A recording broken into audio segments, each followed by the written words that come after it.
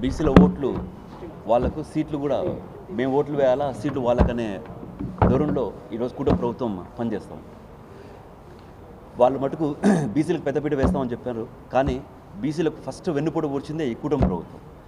మీరు అదే 2019 నుంచి 2024 వరకు చూస్తే ఒక కులం మతం పార్టీని చూడకోకుండా అర్హత ఉన్న ప్రతి ఒక్కరికి చెప్పిన సంక్షేమ పథకాలు అన్ని ఇచ్చిన వ్యక్తి మా నాయకుడు వైఎస్ జగన్మోహన్ రెడ్డి గారు.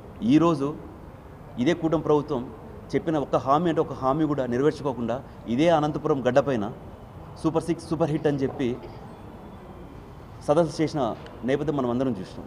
ఇదే ఉద్యోగాలు కల్పించే దాంట్లో ముఖ్యంగా ఏ రాష్ట్రంలో చూసినా ఏ కాన్స్టిట్యూన్సీ చూసినా బీసీలే ఎక్కువ శాతం. ఈ ఉద్యోగాల్లో కూడా ఎక్కువ బీసీలకు వస్తుంది. ప్రైవేటైజేషన్ చేసి బీసీలకు వెన్నుపోటు వచ్చిన ప్రభుత్వం లేదా బీసీలకు వెన్నుపోటు వచ్చిన వ్యక్తి ఎవరైనా ఉన్నారంటే అది చంద్రబాబు నాయుడు. అందరం చూస్తూ ఉన్నాం, కూటమి ప్రభుత్వం ఏర్పాటయ్యి 2 సంవత్సరాలు అవుతూ ఉంది. ఈ 2 సంవత్సరాల్లో కావచ్చు, గతంలో 40 సంవత్సరాల సుదీర్ఘ అనుభవం అని చెప్పుకునేటటువంటి చంద్రబాబు నాయుడు గారు, ఇది బీసీల పార్టీ, తెలుగుదేశం పార్టీ అని చెప్పుకునేటటువంటి చంద్రబాబు నాయుడు గారు, లేకపోతే ఒక్కొక్క ఎన్నికలప్పుడు ఒక్కొక్కసారి ఇది బీసీలకు వెన్నుముక అని చెప్పుకునేటటువంటి చంద్రబాబు నాయుడు గారు, ప్రతి ఎన్నికల సందర్భంలో ఈ రాష్ట్రంలో ఉన్నటువంటి బీసీలను మభ్యపెట్టడం, మోసం చేయటం ఆనవాయితీగా మారింది. ఈ రాష్ట్రంలో బీసీలను అండగా ఉండి హక్కున చేర్చుకొని అభివృద్ధి పథాన నడిపినటువంటి ఏకైక నాయకుడు మా నాయకుడు జగన్మోహన్ రెడ్డి గారు. ప్రతి ఒక్క విషయంలో, ప్రతి ఒక్క రంగంలో కూడా బీసీలకు పెద్దపీట వేసి ఒక పక్కన వార్డు మెంబర్లతో సహా మొదలు పెడితే రాష్ట్ర స్థాయి మంత్రుల పదవుల వరకు ఈ దేశ చరిత్రలో ఎక్కడా లేనటువంటి విధంగా బీసీలకు రాజకీయంగా అండగా నిలిచి నాయకత్వ పగ్గాలు అప్పచెప్పినటువంటి గొప్ప వ్యక్తి, సామాజిక న్యాయాన్ని, సమానత్వాన్ని ఈ రాష్ట్రంలో నిజం చేసినటువంటి వ్యక్తి జగన్మోహన్ రెడ్డి గారు. ఇదే సందర్భంలో చంద్రబాబు నాయుడు గారిని సూటిగా అడుగుతూ ఉన్నాం. ఈ సందర్భంగా, అయ్యా చంద్రబాబు గారు, మీరు ఏదైతే హామీలు చెప్పారో ఆ హామీలు నెరవేర్చమని చెప్పి మాత్రమే మేము డిమాండ్ చేస్తూ ఉన్నాం. బీసీ, ఎస్సీ, ఎస్టీ, మైనార్టీలకు 50 సంవత్సరాలకే పెన్షన్ అని చెప్పారు. ఏ ఒక్కరికైనా ఈ రాష్ట్రంలో పెన్షన్ ఇచ్చారని ఈ సందర్భంగా అడుగుతూ ఉన్నాం. బీసీలకు రక్షణ చట్టం అని చెప్పారు ఎన్నికల ముందర. ఎన్నికలు గడిచిన ఈ 2 సంవత్సరాల కాలంలో బీసీల పైన పెద్ద ఎత్తున దాడులు, అరెస్టుల పేరుతో రాజకీయాలకే దూరం చేసేటటువంటి పరిస్థితులు ఈ రాష్ట్రంలో కల్పించారు. అదేవిధంగా చట్టసభల్లో బీసీలకు రిజర్వేషన్స్ కోసం పోరాటం చేస్తామని చెప్పి మీరు హామీ ఇవ్వడం జరిగింది. ఈ 2 సంవత్సరాల కాలంలో మీ పార్లమెంటు సభ్యులు ఏ ఒక్కరు కూడా ఒక్క మాట కూడా పార్లమెంట్లో ప్రస్తావించినటువంటి సందర్భం లేదు.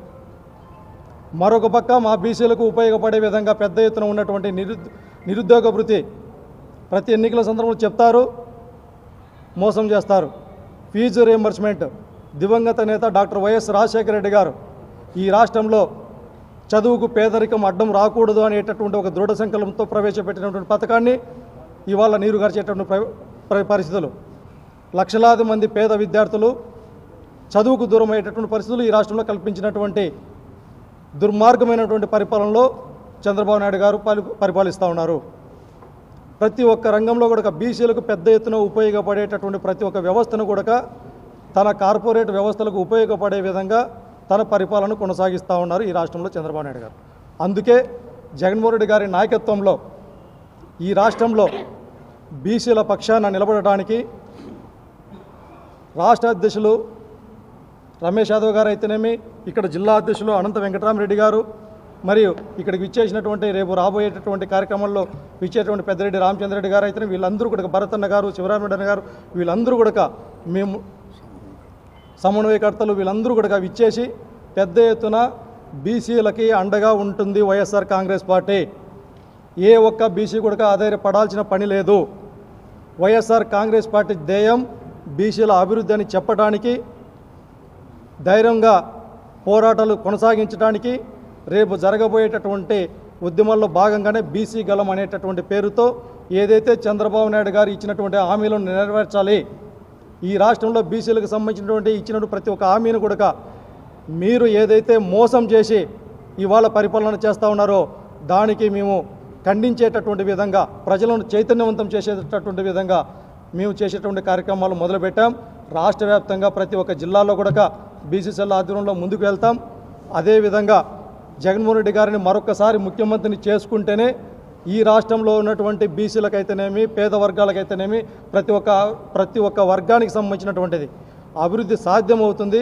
అది కేవలం జగన్మోహన్ రెడ్డి గారితో మాత్రమే అనేసి ఈ సందర్భంగా తెలియజేస్తూ, ఈ సందర్భంగా పేద వర్గాలకు అందరికీ విజ్ఞప్తి చేస్తా ఉన్నాం. వైఎస్ఆర్ కాంగ్రెస్ పార్టీ తరఫున అబద్ధం అనేటటువంటి చంద్రబాబు నాయుడికి ఓటేశాం, నిజాన్ని మర్చిపోతూ ఉన్నాం. అందుకే నిజం అడుగుతూ ఉన్నాం. ఒకసారి ఆలోచించాల్సిందిగా విజ్ఞప్తి చేస్తూ ఉన్నాం. అందుకే రేపు జరగబోయేటటువంటి బీసీ గలానికి మన అందరి తరఫున ఎవరైతే పార్టీకి సంబంధించినటువంటి పెద్దలందరూ హాజరవుతూ ఉన్నారో వారందరూ కూడా ఒక రిప్రజెంటేషన్ పర్సన్గా అధిష్టానానికి తెలియజేసి, ఏ విధంగా అయితే 2019లో జగన్మోహన్ రెడ్డి గారు పాదయాత్ర చేసినప్పుడు నేను ఉన్నాను, నేను విన్నాను అని చెప్పి బీసీలకు అండగా ఉన్నాడు, అదేవిధంగా భవిష్యత్తులో కూడా జగన్మోహన్ రెడ్డి గారిని ముఖ్యమంత్రిని చేసుకున్నప్పుడు అది సాధ్యమవుతుందని తెలియజేస్తూ, రేపు జరగబోయేటటువంటి కార్యక్రమాన్ని విజయవంతం చేయాలని ఈ సందర్భంగా తెలియజేస్తూ మీడియా మిత్రులు కూడా తెలియజేస్తూ ఉన్నాం. ఈ సందర్భంగా రేపు అందరూ ఇచ్చేసి విజయవంతం చేయాల్సింది కోరుతా ఉన్నాం. రేపు అనంతపురంలో లలిత కళా పరిషత్తులో ఉదయం 10 గంటలకు వైఎస్ఆర్ కాంగ్రెస్ పార్టీ ఆధ్వర్యంలో బీసీల యొక్క వెనుకబడిన కులాల యొక్క సదస్సును కూడా నిర్వహిస్తున్నాం పార్టీ తరఫున.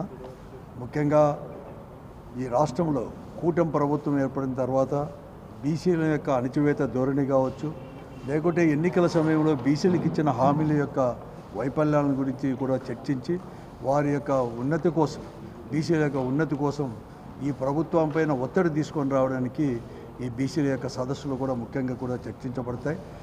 ముఖ్యంగా చర్చించిన తర్వాత ఒక తీర్మానాలు చేసుకొని దాని ప్రకారం కూడా ముందుకు పోయే దిశలో ఈ జోనల్ యొక్క మీటింగ్, బీసీ మీటింగ్ ఈరోజు రమేష్ యాదవ్ గారు కానీ, అలాగే రమేష్ గౌడ్ గారు, వీళ్ళందరి యొక్క ఆధ్వర్యంలో ఈరోజు కూడా రేపటి కూడా జరగబోతున్నాయి.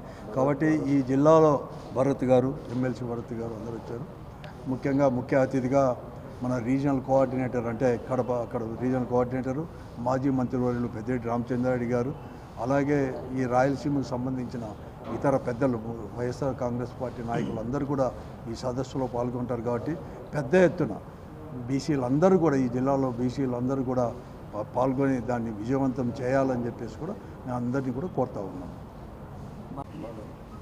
ముఖ్యంగా ఈ కార్యక్రమం బీసీ గర్జన అనే పేరుతో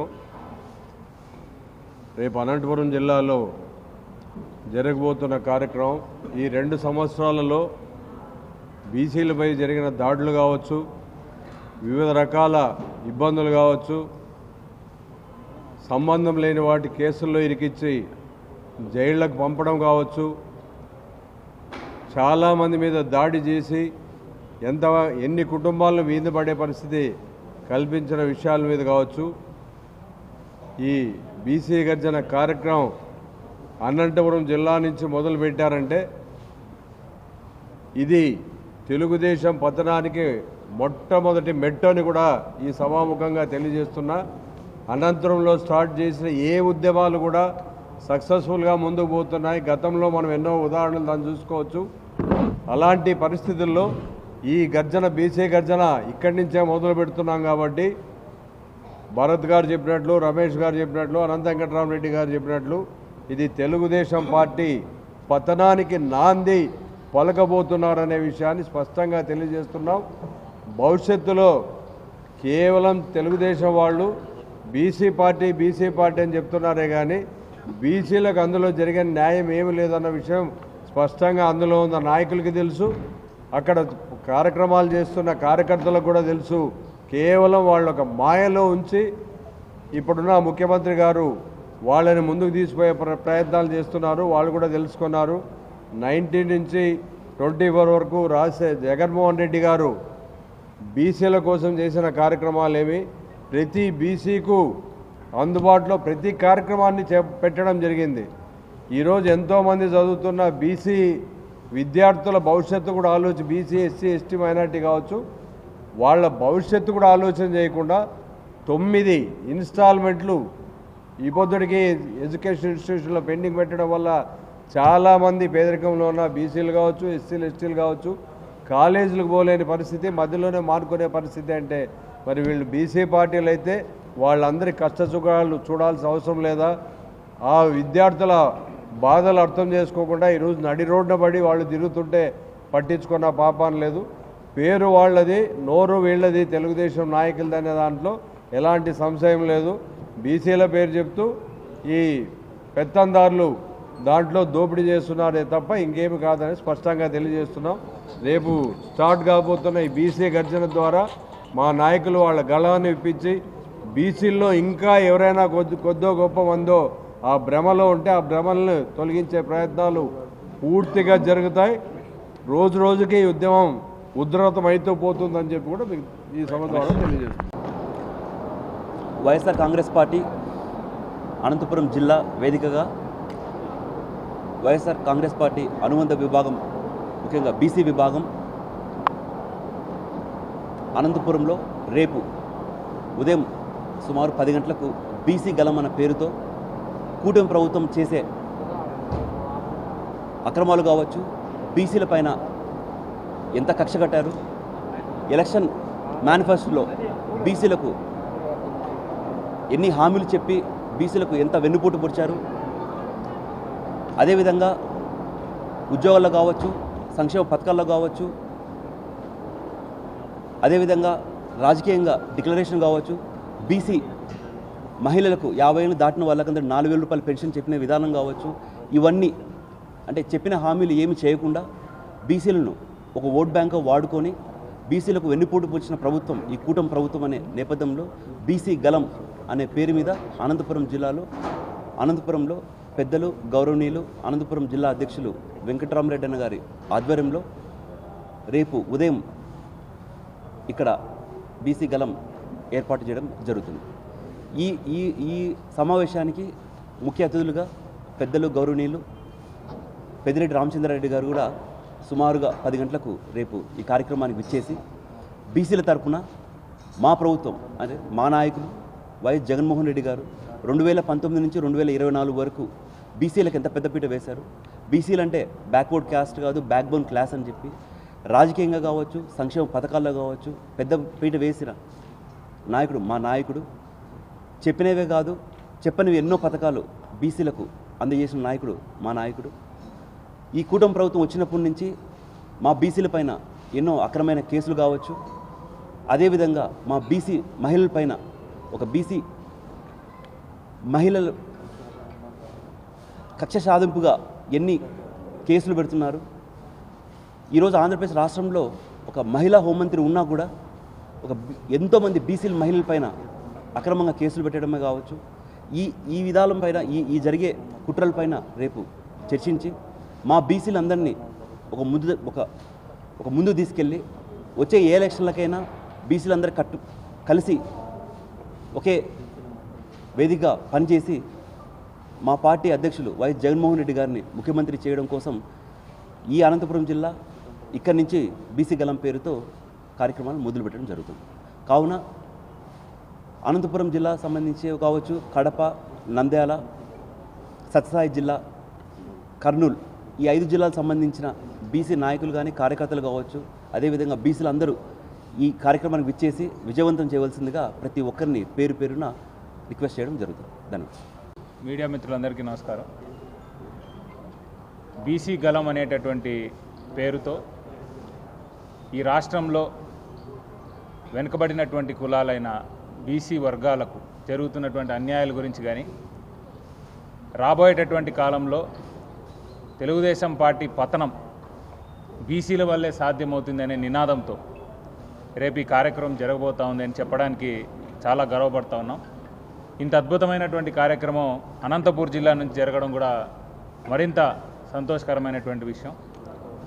ఈ కార్యక్రమం ఎంతో సీరియస్గా చేస్తున్నటువంటి మరి రాష్ట్ర బీసీ అధ్యక్షులు రమేష్ యాదవ్ గారు, వారి టీము, అలాగే అనంతపూర్ నుండి జిల్లా అధ్యక్షులైనటువంటి వెంకటరామరెడ్డి అన్న గారి సహకారంతో శివరామరెడ్డి అన్న లాంటి సీనియర్స్ అందరూ కూడా గైడ్ చేస్తూ ఈ కార్యక్రమాన్ని చాలా అద్భుతంగా ఇప్పటి వరకు చేస్తూ ఉన్నారు. రేపు మరింత ఉత్సాహంతో ఈ కార్యక్రమం విజయోత్సవంగా జరగాలని పెద్దిరెడ్డి రామచంద్రారెడ్డి గారు కూడా రావడం నిజంగా చాలా సంతోషకరమైనటువంటి విషయం.